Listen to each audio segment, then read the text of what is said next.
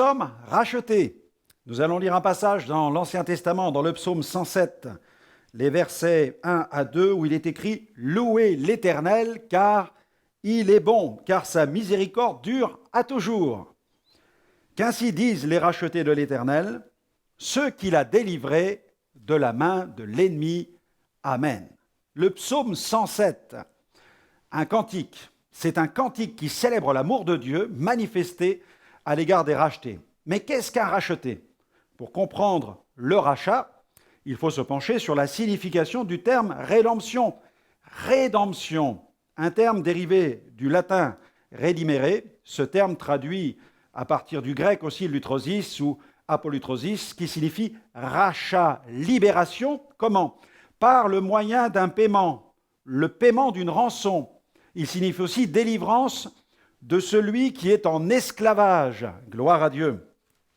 L'Ancien Testament souligne constamment la pensée qu'Israël appartient à l'Éternel, ayant été racheté de l'esclavage de l'Égypte. Les premiers-nés ont été délivrés par le sang de l'agneau pascal, et ils devront être rachetés à leur tour par une somme payée au sanctuaire. Le peuple tout entier, libéré de la maison de servitude, appartient désormais au Seigneur. C'est ce qu'enseigne la Bible. Nous étions, quant à nous, tous esclaves du péché, de la mort, de la loi, de Satan. Christ nous a rachetés et libérés de tous ces esclavages. À lui soit la gloire. D'ailleurs, il y a un passage dans Romains 3, verset 24, où il est écrit, c'est l'apôtre Paul qui l'écrit, « Ils sont gratuitement justifiés par sa grâce, par le moyen de la rédemption qui est en Jésus-Christ. » Oui, nous avons été rachetés de la malédiction de la loi.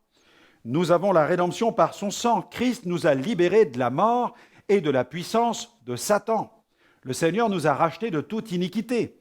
Le but de la venue de Jésus, ici-bas, fut, selon Matthieu 20, 28, fut de donner sa vie comme la rançon de plusieurs. C'est pourquoi Paul déclare qu'il a été fait péché pour nous. Jésus a été fait péché pour nous, mais il a aussi été fait pour nous rédemption. Nous devons donc nous livrer sans réserve à celui qui est notre Créateur et notre Rédempteur. Dans 1 Corinthiens 6, 19, Paul écrit « Vous ne vous appartenez point à vous-même, car vous avez été rachetés, et rachetés à un grand prix. » Alléluia. Les rachetés sont ceux qui ont expérimenté la délivrance de la puissance du péché.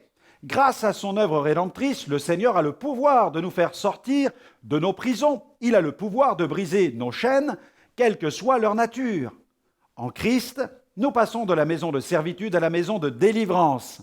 Alléluia, à la maison de Dieu. Dieu est un Dieu de salut, c'est un Dieu de délivrance. À lui soit la gloire. C'est ce que déclare le prophète Ésaïe dans le chapitre 12 et verset 2. « Voici, Dieu est ma délivrance. Je serai plein de confiance et je ne craindrai rien, car l'Éternel est ma force et le sujet de mes louanges. C'est lui qui m'a sauvé.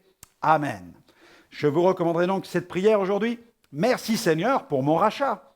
J'étais voué au péché, à une vie de misère, emprisonné, mais tu as donné ta vie pour me racheter et me donner cette possibilité d'être réconcilié avec mon Père céleste.